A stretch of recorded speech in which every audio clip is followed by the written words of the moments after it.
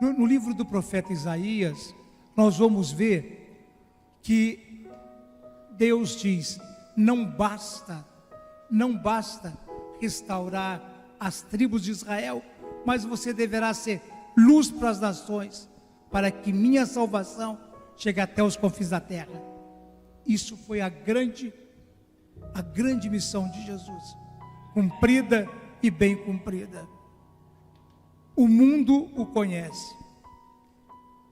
Ele restaura e cria a nova Israel, rumo a Jerusalém celeste, com o seu testemunho, mais um testemunho do servo.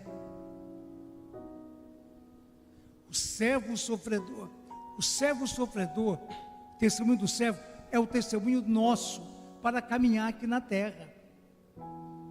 Entendam bem, com o tempo foi se tirando a graça de entender a vida humana, e foi retirando da vida o sofrimento, as dificuldades, e foi colocando só facilidades. Então, o ser cristão, o seguir a Cristo, se tornou uma coisa ruim, porque o mundo põe tudo como fácil, o mundo põe tudo como digital, fácil. Vive numa procura constante que nunca satisfaz. Inventa coisa, tenta esvaziar o sagrado, tenta desfazer o sagrado, mas não consegue. Consegue para aqueles que querem verdadeiramente viver uma vida totalmente relaxada e sem viver rumo a Jerusalém celeste. Não basta que restaures Israel, tem que ser luz para criar esse povo novo. Paixão, vida, paixão, morte, ressurreição, ascensão. Estarei convosco até o fim dos tempos. Ele foi necessário o caminho, todo o caminho, até chegar à ressurreição, passando pela sua vida, pelas dificuldades, pelas dores, passando pela contradição, passando por paradoxos, passando por tudo, até chegar à sua morte. A morte que nos cura, a morte que nos curou. A sua vida, a minha vida, vale um Cristo crucificado, que morreu para restaurar a nossa vida. Isso também tem que ter uma aplicação na nossa história. Ou seja, não basta seguirmos Jesus, é preciso ser testemunho de Cristo, testemunha de Cristo. É preciso viver essa vida em busca da vida eterna. É viver essa vida com passagem. Os homens trocaram, a humanidade trocou. Querem construir cada vez mais casas de pedra fortes, que sustentem, como se esse mundo não fosse passar, como se fosse viver pelo resto da vida. Ou tá bom como os faraós antigos, que se banhavam de ouro quando morria, achando, construindo pirâmides, etc., que iam continuar com servos que morriam para servi-los e tudo mais. O mundo continua doido, cada vez mais longe da verdade, e ao mesmo tempo, cada vez mais em busca de algo que só Jesus tem. Só que é difícil aceitar, porque aceitar Jesus é aceitar verdadeiramente uma vida em busca da vida eterna. Eu disse: eis que venho com prazer, faço a vossa vontade. É assim que devemos viver no nosso dia a dia. Muitas vezes os pais educam seus filhos subtraindo deles a grande graça que é o Evangelho, subtraindo da vida de cada filho as dificuldades do mundo presente, subtraindo, tirando o que seria necessário para o seu crescimento, colocando facilidades, achando que está blindando o filho. Isso tem tirado a vida eterna, porque começa um caminho de facilidade já desde o começo. Depois os pais não conseguem mais, sabe por quê? Porque nem como criança controlam, como jovem, como adolescente piorou. Porque você sabe, adolescente começa a questionar, né? Ele começa a querer saber, ele começa a falar não sei o que lá.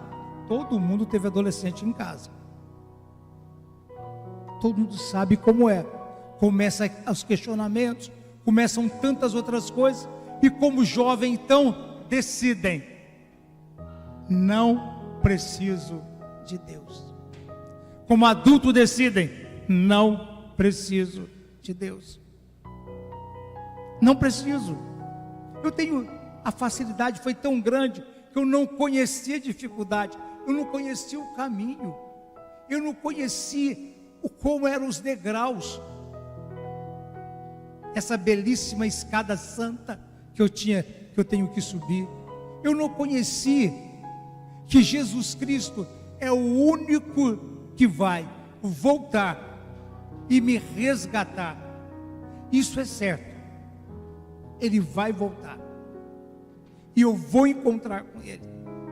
Os meus filhos vão encontrar com Ele, meus netos vão encontrar com Ele, e vai depender de como eu ensinei cada um a passar ao longo da minha vida, para ver como esse encontro e como será também o meu.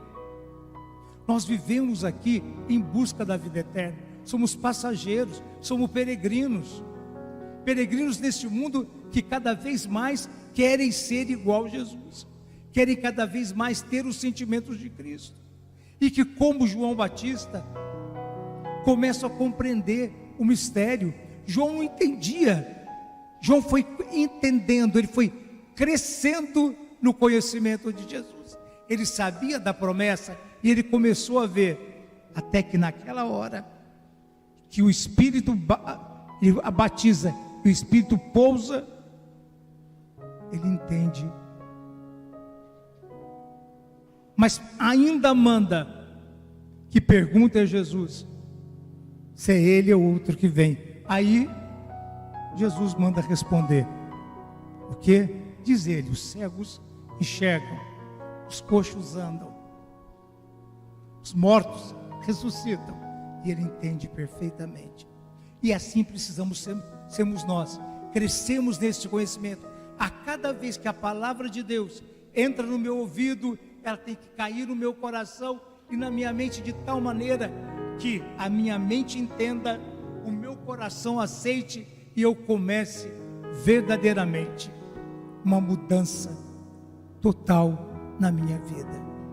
João batizou com água, Jesus batiza no Espírito Santo, porque passou pela paixão, morte, ressurreição, ascendeu aos céus e de lá enviou o Espírito Santo, batizando-nos com o Espírito Santo, dando-nos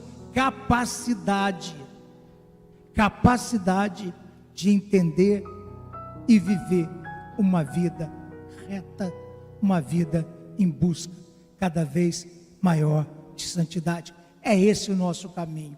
Somos peregrinos desse mundo. Quando peregrinamos a um santuário, sabemos que lá devemos encontrar a confissão, devemos encontrar as indulgências e nos preparar para o encontro com Cristo. Cada confissão é isso, cada indulgência conseguida, adquirida, é isso. Só que eu tenho que entender e aceitar, para que de fato eu tenha uma peregrinação de alegria, mesmo no sofrimento, mesmo nas dificuldades. Senão, eu começo a ser estranho, né? Qualquer dificuldade, eu começo a ficar triste, eu corro, eu me escondo, eu faço uma série de coisas erradas, porque eu começo ainda a agir pelo homem velho, pela mulher velha, que está dentro de cada um de nós. Cristo. Ontem, lia o Padre Douglas, no sábado passado, Cristo hoje, Cristo sempre, Cristo na nossa vida, Cristo na nossa essência, Cristo enamorados de Jesus. O grande segredo de Francisco. São Francisco não teve segredo porque era pobre.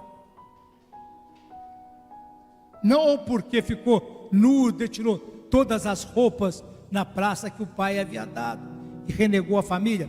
Não.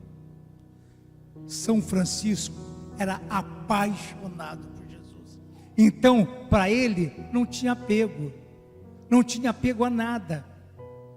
A nada. Somente ele queria ser cada vez mais enamorado de Jesus. E é isso que nós precisamos ser. Apaixonados por Jesus. Porque no final da carta aos Coríntios, para vós graça e paz, da parte de Deus nosso Pai e do Senhor Jesus Cristo. Paulo era embaixador desse Cristo. Somos embaixadores desse Cristo. Pelo batismo, nos tornamos embaixadores desse Cristo, porque portamos o Espírito Santo dentro de nós. Por isso, meu irmão, minha irmã, cuidado. Se digo que sou cristão, tem que ter rosto de cristão. Nós mineiros conhecemos queijo. Queijo vai para a mesa, a gente sabe. Está mais ou menos a meia cura, está mais amarelo, pode ser o Gouda ou o prato, e assim por diante. Temos que nos conhecer pelo sinal de esperança que cada um deve ter. De esperança, na certeza de que Jesus venceu por nós. O Cordeiro de Deus tirou o pecado do mundo. Não como aquele cordeiro que era colocado fora para expiar, ia para o deserto para expiar os pecados. Não aquele cordeiro que era imolado e aspergia. Muito mais do que isso. É o Cordeiro de Deus que tira o seu e o meu pecado do mundo. E abre as portas da sua vida e da minha vida para um caminho de santidade. O tempo de Deus é hoje. É agora. É nesse momento. Nós não podemos esperar. Não podemos. Que o bom Deus nos batize com o Espírito Santo dele e nos capacite com a graça de nos dar uma têmpera tão forte, que nós voltamos a ser homens e mulheres teocêntricos, não homens e mulheres que vivem a centralidade do mundo e do prazer. Peçamos ao Senhor que, batizando-nos com o Espírito Santo dele, nos dê a graça de nos fazer cada vez mais sentir o seu amor.